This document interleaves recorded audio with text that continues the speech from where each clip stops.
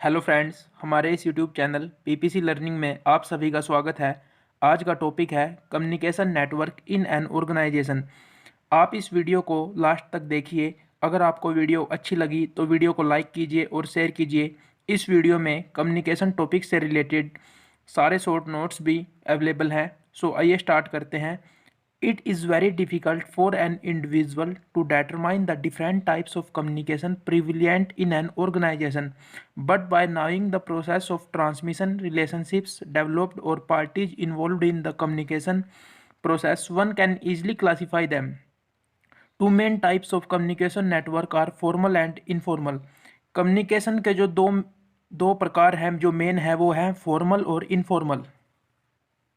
अब हम डिफाइन करेंगे कि फॉर्मल कम्युनिकेशन नेटवर्क क्या होता है, जिसकी डेफिनेशन इस प्रकार है। Formal communication is that communication which follows the chain of command established by organization hierarchy or a kind of communication accomplished through a proper chain of command is known as formal communication। हम इन दोनों में से कोई भी definition लिख सकते हैं formal communication की। फॉर्मल कम्युनिकेशन को हम सिंपल वे में समझ सकते हैं कि जिस कम्युनिकेशन में कुछ ना कुछ रूल्स और रेगुलेशन फॉलो करने होते हैं, जो एक ऑर्गेनाइजेशन में होती है। जैसे अगर किसी मैनेजिंग डायरेक्टर को अपने किसी एम्प्लॉय को कुछ ईमेल करनी है तो वो सभी फॉर्मल कम्युनिकेशन के अंदर आते हैं। अब जो हमारी फॉर्मल कम्युनिकेशन है वो भी दो तरह से डिफाइन की जा सकती है, on the basis of flow of communication and on the basis of level of communication. अब हम इनको भी आगे कुछ ना कुछ तरीके से डिफाइन कर सकते हैं। जैसे कि ये जो on the basis of flow of communication है, इसके आगे कुछ प्रकार हैं, जिसमें नंबर 1 है single chain. This kind of formal communication channel prevails between a subordinate and is senior official. हम इस डायग्राम के माध्यम से सिंगल चेन कम्युनिकेशन को समझ सकते हैं। जैसे एक एम्प्लॉय है, जो यानी क्लर्क है, जो नीचे किसी भी लो लेवल का, वो अगर कोई भी मैसेज भेजेगा तो वो अपने सुपरवाइजर को भेजेगा, और जो सुपरवाइजर है वो मैनेजर को भेजेगा, और जो मैनेजर है वो चेयरमैन को भेजेगा किसी भी कॉरपोरेशन के। इस तरह से हम भेज सकते हैं कि बोल सकते हैं कि इसमें जो मैसेज भेजने की प्रक्रिया है वह सिंगल चेन के थ्रू होती है। अब इसमें नंबर 2 है wheel. Under the wheel channel of communication, all subordinates working under the supervision and direction of one superior communicate through only their seniors as he is the hub और effective centre of the wheel. अब जो wheel channel है, हम इसमें बोल सकते हैं कि जो सभी के सभी सबॉर्डिनेट्स होते हैं वो आपस में कोई भी कम्युनिकेट नहीं कर सकते फॉर्मल तौर पर। वो सभी के सभी किसी एक जो उनका सुपरवाइजर होते हैं उसके प्रति उत्तरदायी होते हैं। वो सभी उसके थ्रू ही बात कर सकते हैं। वो ही हब होता है जहाँ से मेन कम्युनिकेशन चलती है। अब इसमें नंबर 3 है circular. In a circular channel every individual can be in contact and communicate with two person adjacent to him। The communication flow in this channel is very slow। आप इस diagram के माध्यम से इस कम्युनिकेशन के flow को समझ सकते हैं कि कोई भी जो इंडिविजुअल है वो दो बंदों से कम्युनिकेट कर सकता है जो उसके एडजेसेंट। जैसे अगर इसको कम्युनिकेट करना है तो ये अपना मैसेज या तो इसको सर्कुलेट कर सकता है या इसको। यह जो कम्युनिकेशन का प्रकार है यह बहुत स्लो है। अब है फ्री फ्लो कम्युनिकेशन, जिसको हम डिफाइन कर सकते हैं कि in free flow channel each and every person is allowed to communicate and be in touch with any person in the organisation. इसमें जो कोई भी इंडिविजुअल है वह किसी अन्य व्यक्ति जो किसी भी लेवल पर हो उससे फ्री होकर बात कर सकता है। हम इस डायग्राम के माध्यम से इस फ्री फ्लो को भी समझ सकते हैं। जैसे अगर हम इस इंडिविजुअल को लें तो ये इन सब से अलग अलग तरह से भी बात कर सकता है। जैसे ये इससे भी कर सकता है, इसको भी ये मैसेज कम्युनिकेट कर सकता है, और इन दोनों को भी कर सकता है डायरेक्ट।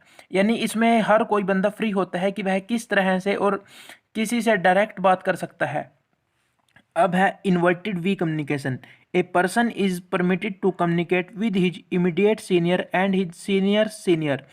इसमें जो कोई भी इंडिविजुअल है वह अपने सीनियर से बात कर सकता है और अपने सीनियर के भी सीनियर से भी बात कर सकता है। जैसे अगर हम इसको कंसिडर करें तो इसका सीनियर ये है, ये इससे भी डायरेक्ट बात कर रहा है, और इसका सीनियर का जो सीनियर है ये इससे भी डायरेक्ट बात कर रहा है। और इस तरह से हमारा on the basis of flow of communication topic cover होता है, जिसमें हमने 5 लेवल पढ़े। अब हमारा टॉपिक है on the basis of level of communication, जिसको हम डिफाइन कर सकते हैं कि ये आगे दो तरह के होते हैं, वर्टिकल कम्युनिकेशन और हॉरिजॉन्टल कम्युनिकेशन। अब हम पढ़ेंगे सबसे पहले वर्टिकल कम्युनिकेशन क्या होता है, जिसको हम बोल सकते हैं flow of information either in the upward और downward manner in the result of vertical communication. Communication run from higher level to lower level और वाइस वर्सा। वर्टिकल कम्युनिकेशन में होता है कि इसमें हम अपवर्ड और डाउनवर्ड मैनर में बात कर सकते हैं। जैसे जो कम्युनिकेशन होती है वो हायर लेवल से लोअर लेवल तक भी हो सकती है, और इसका उल्टा यानी लोअर लेवल से कोई मैसेज हायर लेवल तक भी जाता है, तो वो सब वर्टिकल कम्युनिकेशन में आता है। हम वर्टिकल कम्युनिकेशन को इस एग्जाम्पल के माध्यम से समझ सकते हैं कि जैसे ऑपरेटिव एम्प्लॉय जो लोअर लेवल पे है, उसको कोई भी मैसेज अपने मैनेजिंग डायरेक्टर को सेंड करना है, तो वो सबसे पहले लोअर लेवल एग्जीक्यूटिव के पास मैसेज जाएगा, फिर लोअर लेवल से मिडिल लेवल एग्जीक्यूटिव, फिर डिपार्टमेंटल हेड, फिर डिविजनल मैनेजर, और फिर मैनेजिंग डायरेक्टर के पास वो मैसेज पहुंच जाएगा। ये है हमारा अपवर्ड कम्युनिकेशन का एग्जाम्पल। अब अगर मैनेजिंग डायरेक्टर को कोई भी मैसेज अपने ऑपरेटिव एम्प्लॉय को भेजना है, तो वो सबसे पहले इस मैसेज को डिविजनल मैनेजर को सेंड करेगा, फिर डिपार्टमेंटल हेड्स, फिर मिडिल लेवल एग्जीक्यूटिव्स के पास वो मैसेज आएगा, फिर लोअर लेवल एग्जीक्यूटिव और फिर ऑपरेटिव एम्प्लॉयज़ के पास आ जाएगा। ये डाउनवर्ड कम्युनिकेशन का एग्जाम्पल है। तो इस तरह से हम इस डायग्राम के माध्यम से डाउनवर्ड कम्युनिकेशन और अपवर्ड कम्युनिकेशन दोनों को ही समझ सकते हैं। अब ये एक बात है जिसको आप ध्यान से देखिए, there is a high probability that message under such condition में गेट कम्प्लीटली ट्विस्टेड और distorted while they travel from one person to another. को हम सिंपल तरीके से डिफाइन कर सकते हैं कि जो अगर कोई भी मैसेज एक बंदे को दूसरे को भेजना है, और अगर वो थर्ड पार्टी यानी किसी और के थ्रू जाएगा, वो आगे से आगे सर्कुलेट होता हुआ उसके पास पहुंचेगा जिसके पास उसको पहुंचना चाहिए, तो वो मैसेज पूरी तरह से ट्विस्टेड और डिस्टोर्टेड होगा।